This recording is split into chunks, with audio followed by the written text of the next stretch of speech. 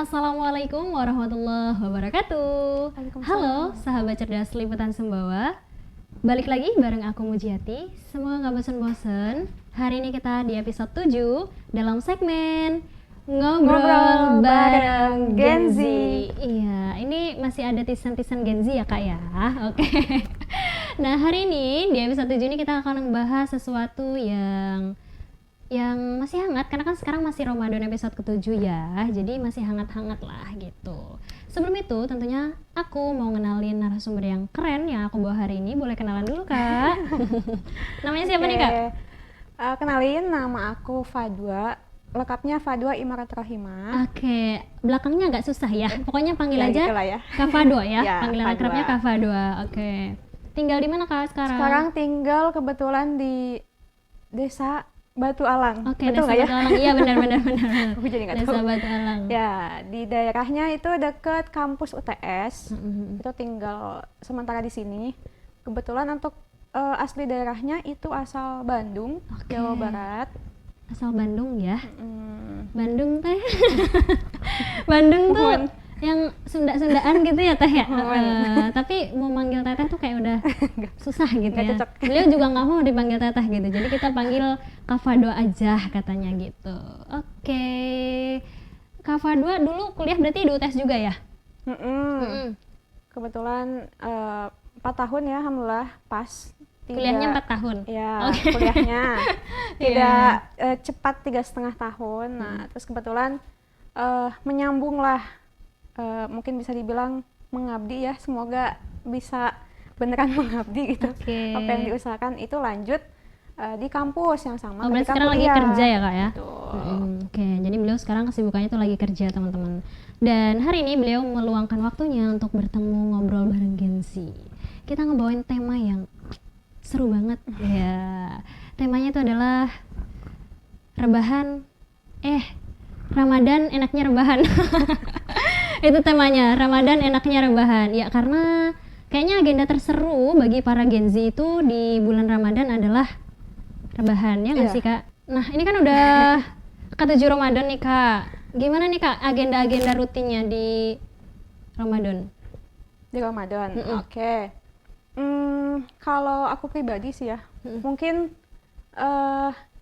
sebelum 7 hari Ramadan itu memang kita itu namanya bulan Ramadan itu aku pribadi sangat amat memberikan gambaran bahwa itu something yang spesial gitu. Oke.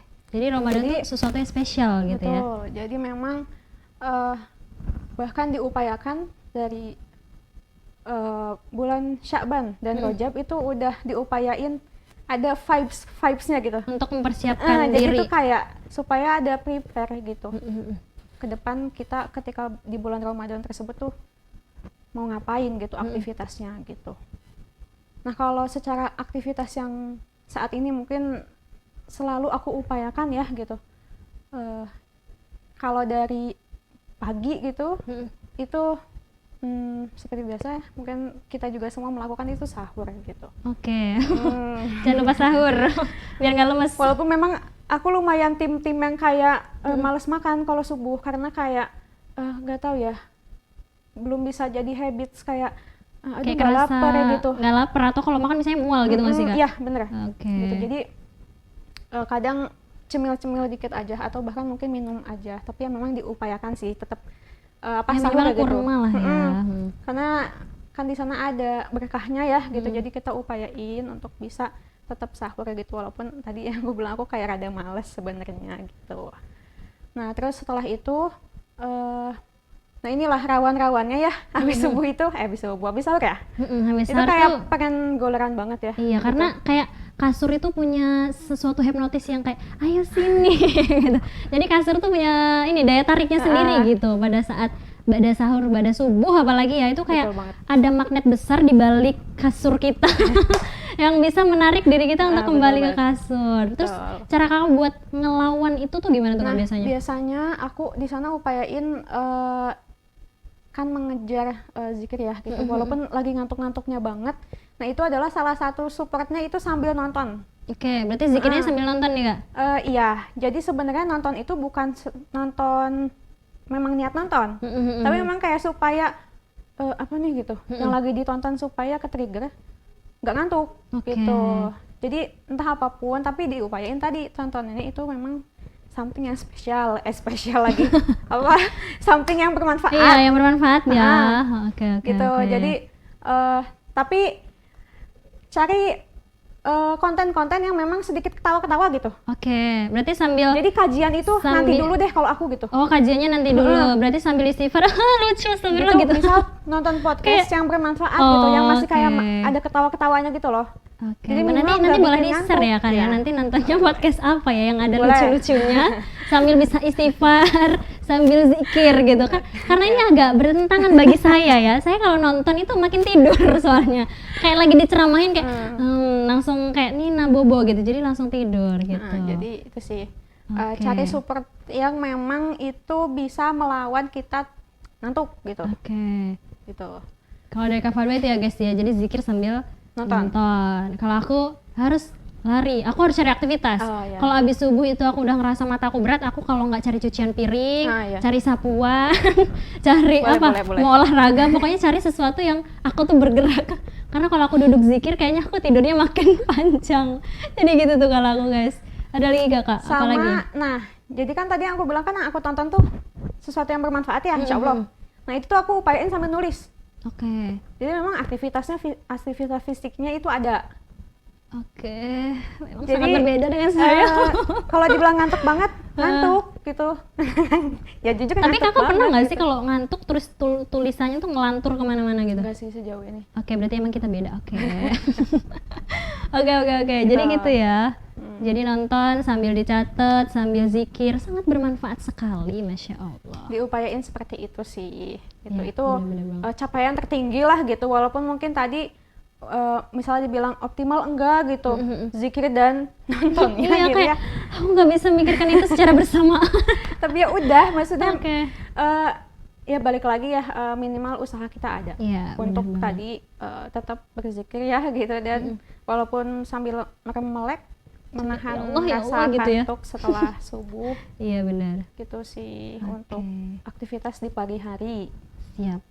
Tapi BTW Kak, kan Kakak berarti ini sekarang sambil kerja ya? Udah puasa, kerja, terus kalau nggak salah Kakak ada sambilan-sambilan juga ya kan ya? Benar.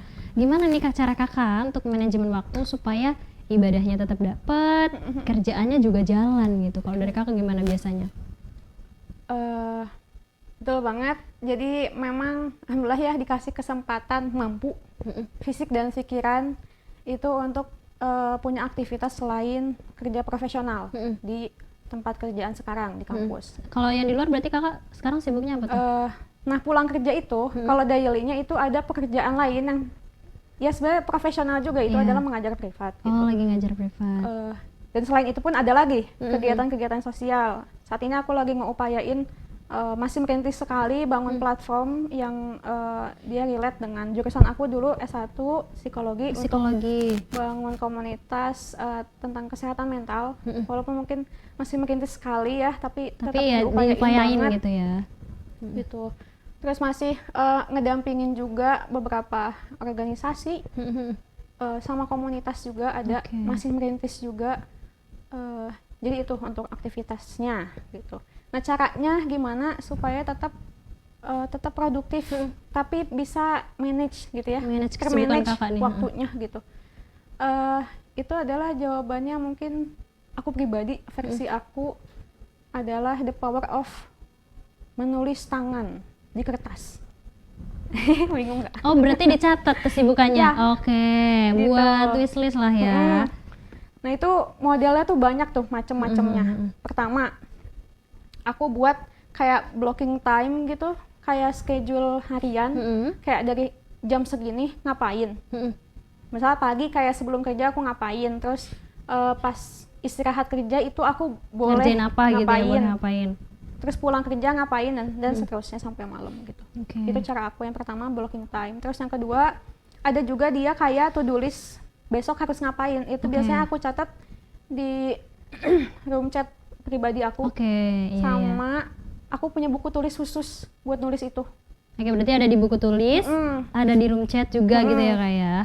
Wow. Itu biasanya adalah tulisan-tulisan aku yang masih PR gitu loh, jadi belum beres.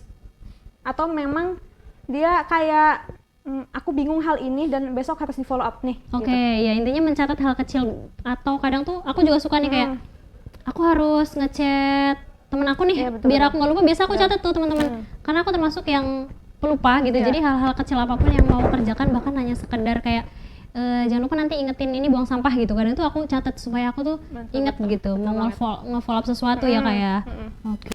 Terus itu 2, terus yang ketiga aku juga punya apa sih kayak sticky note ditempel di Oh, kamar iya, iya. itu kayak mungkin orang tuh kayaknya masuk kamar aku tuh kayak Banyak tempelan. apa sini gitu, nggak jelas. Iya. Tapi itu sebenarnya amat sangat jadi tadi ya power banget buat aku inget aku tuh pengen gimana gitu hidup gitu. Tuh ketiga, keempat aku juga nulis kayak mind map gitulah. Jadi misal mind map yang di tengahnya itu aku tulis Fadwa gitu. Nah terus si tanda panahnya aku kasih tulisan-tulisan yang dimana itu amanah, segala amanah yang aku pegang saat ini. Jadi kayak di kerjaan yang di kampus ya itu apa, dan itu kayak Nanti gimana, cabangnya apa lagi gitu ya. progresnya apa, dan PR-nya tuh apa. Dan aku tuh kayak ngebold pakai warna yang urgent tuh apa yang harus diberesin. Berarti banyak warna ya, biar makin betul. seru gitu. Pas dilihat juga di mata nggak ngebosenin, dan kita jadi tahu gitu mana yang menjadi priority kita dulu gitu. Jadi itu bercabang lah gitu. Terus sama satu lagi itu aku journaling. Jadi ini sih lebih ke bukan aktivitas untuk support besok mau ngelakuin apa, tapi lebih ke rilis stres. Oke. Untuk misal ketika aku kondisi itu ruwet banget sama kekesalan aku gitu ya, misalnya aktivitas yang sebelumnya, terus kayak aku belum nemuin juga solusinya seperti apa, dan misal aku juga marah banget dengan kondisi itu juga aku tulis. Oke. Jadi di sana pun ketika journaling itu aku bukan cuma ngerilis perasaan aku, tapi nyari solusi, beneran nyari solusi gitu. Oke, jadi kayak ibaratnya nuangin apa yang opsinya apa nih buat masalah ini selesai gitu. Gitu, 5 ya. 5 model aku. Jadi berarti kakak bukan tipe orang yang cerita tapi nulis dulu gitu ya, menyampaikan perasaannya melalui tulisan. Bahkan bisa jadi menemukan solusinya sendiri baru bisa share ke orang lain ya. Betul sekali. Oke. Jadi memang aku itu beli buku wajib. Oke, Bahkan jadi kayak aku udah nge-spend uang itu kayak emang khusus untuk beli buku gitu ya, karena kakak rajin nulis gitu ya. dan kayak aku menggapapakan diri, aku beli buku yang lucu. Oke, it's okay. Aku nggak tahu sih ini Itu kayak kan boleh untuk atau enggak ya. untuk diri ya, biar kita makin senang untuk nulis gitu. Bener, Aku juga suka kok beli pulpen yang warna-warni gitu ya. Cuma tulisan aku tuh nggak pernah bagus ya, jadi aku males mau jurnal. Mending aku langsung curhat gitu ya, langsung cerita. Oke, itulah perbedaan kita ya. Itu sih. Kak, tapi nih ada tapinya. Tadi kan kita udah ngebahas tentang gimana ngelawan rasa ngantuk gitu ya, biar nggak ditarik sama magnet terbesar dalam kasur kita gitu ya. Tapi rebahan itu kan sebenarnya bukan cuma tentang tidur, tapi tentang sesuatu yang sering kita pegang dan kita scroll. Itu kadang yang membuat kita terhipnotis dan kayak kebawa gitu ya. Itu gimana nih biar bulan Ramadan kita tuh nggak habis kita habisin hanya untuk scroll sosmed sambil rebahan lagi ya kan, tambah udah mau tanya tahu minus ya. Banyak lah pokoknya gitu ya menurutnya. Tapi dari kakak gimana cara ngeremnya? Ini ya makhluk kecil. Iya, makhluk kecil. Berapa senti? Ngeremnya adalah balik lagi sih tadi ke salah satu upaya aku ke yang 5 format bagaimana aku menulis tangan itu, karena dia benar-benar bagi aku ya itu sangat amat mendorong aku supaya hari-hari yang aku lakukan itu walaupun ketika luang itu minimal aku scrolling itu jelas. Oke, scroll apa dulu Konsumsi nih gitu. konten apa Oke. gitu. Jadi memang scrolling itu masuk ke agenda Dalam wishlist itu Iya. ya. Oke. Jadi kita secara sadar, secara penuh gitu ya, kesadaran, insya Allah tuh, kan aneh kan kalau nulis di agenda tuh kita mau Nonton TikTok. oh itu kan aneh gak sih? Kayak kok aku hidupnya receh banget gitu. Jadinya kan malu kan gitu sama diri sendiri, minimal lah sama diri sendiri. Iya benar. kok kayak kan kok hidup aku nggak jelas banget masa aku nulis agenda nonton TikTok ya. Jadinya mendorong diri untuk aku nyari apa ya konten yang memang sekiranya layak aku untuk butuhin ditulis juga gitu ya. di schedule gitu. Oke. Aku nonton apa gitu. Gitu. Jadi memang upayain ketika scrolling itu boleh scrolling, tapi upayain kita nge-follow konten-konten yang memang itu akan bermanfaat buat kita saat ini dan seterusnya gitu. Yang akan datang. Gitu. Okay. Tapi kalau misalkan ternyata ini jujur ya aku pribadi kadang ketika misal udah mengkonsumsi konten yang bermanfaat pun itu biasanya jadi alibi untuk kita berhenti tidak gitu ya, melakukan hal lain. Jadi kayak jadi pelarian gitu loh. Iya benar. Kayak misal ya toh konten aku tonton bermanfaat positif gitu ya, jadi gitu. kayak bablas-bablas aja gitu ya. Padahal kita punya agenda lain, Yes, kayak janji banget. sama orang lain gitu. Benar. Nah itu kan perlu dicek ya gitu. Maksudnya kita kenapa gitu kayak gitu. Jadi sebenarnya sebelum aku pribadi sebelum punya schedule yang banyak gitu ya, tadi berbagai format untuk menulis segala agenda untuk support supaya aku nggak rebahan itu adalah satu sih. Apa tuh? Sebenarnya kita itu mau gimana hidupnya gitu. Oke. Aduh dalam banget ya, gimana hidupnya. Jadi biar nggak rebahan mulu ya di Ramadan ini. Jadi kalau aku membahasakannya adalah self affirmation gitu. Okay. Jadi ngobrol sih sama diri sendiri gitu ya. Kalau rebahan mulu tuh kamu mau jadi apa mau ya? gimana gitu Hidupnya. Sedangkan ketika nonton konten yang positif pun kitanya rebahan mulu nih. Jadi tidak masuk ke dalam diri gitu ya, hanya termotivasi secara pikiran tapi actionnya tidak move gitu. Itu juga mau gitu aja gitu. Bener atau sih. gimana gitu. Iya, emang harus banyak Gatel nih nanya. kan ngelihat orang-orang keren. Bener. Mau Tapi nonton nggak- aja gitu. Tapi kita nggak ada kelanjutannya gitu. Gitu, jadi kuncinya adalah sebelum kita mampu buat schedule yang banyak, terus udah diberi kesempatan untuk tidak rebahan gitu ya, itu banyak interaksi sama diri sendiri gitu. Oke. Kalau bahasa beratnya mah gitu ya, visi misi hidupnya apa gitu. Oke. Silahkan dicari. Agak berat nih guys, visi misi hidup. Jadi karena kalau kita udah punya itu gitu ya, udah punya role Tujuan yang jelas lah. ke ya. diri kita tuh, kita mau jadi apa, baru turunannya adalah kita punya tuh namanya rencana how gitu untuk bisa menciptakan apa yang kita inginkan di dalam diri kita Sip. gitu. Jadi baru tuh ada bisa ketahuan, oh ternyata aku tuh harus manage, Nah, betul. oh ternyata waktu tuh harus di manage. Jadi sebenarnya kalau kita masih mempertanyakan, yalah buat apa sih gitu ya manage waktu, itu adalah tanda ya bahwasannya memang mungkin bisa jadi kita saat ini masih bingung hidup itu buat apa gitu. Benar. Belum relate kan? Misal silahkan dipertanyakan dulu, banyak ngobrol dulu sama diri sendiri sebelum ngobrol sama banyak orang gitu. Oke. Itu sih kuncinya Sip, itu guys. awal mulanya. Nah, apalagi ini kan di bulan Ramadan ya. Jadi di episode 1 tuh aku udah ngebahas tentang ya gimana maksimalin di ibadah puasa gitu. Makanya hari ini kita sharing sama Kak Fadwa terkait gimana sih supaya Ramadan kita tuh gak banyak rebahan. Last Kak, sebelum kita tutup, ada pesan-pesan gak nih buat teman-teman di luar sana biar kita gak ngabisin Ramadan kita, lupa tujuan kita dan scroll doang atau rebahan doang. Oke. Mungkin pesan ini buat diri aku sendiri. Oke. Kalau buat teman-teman di sana bermanfaat juga, ya itu lebih alhamdulillah lagi. Pesannya adalah ketika kita ngelakuin hal apapun, sekecil apapun, yang dimana itu menghabiskan waktu 1 detik gitu ya, Oke. itu silahkan pertanyakan ke diri sendiri, emang mau nggak ngelakuin itu. Jadi jangan sampai kita ngelakuin sesuatu yang bahkan mungkin berhari-hari ngabisin waktunya. Misal rebahan, Ya. itu oke nggak? Kita emang mau nggak rebahan hidupnya?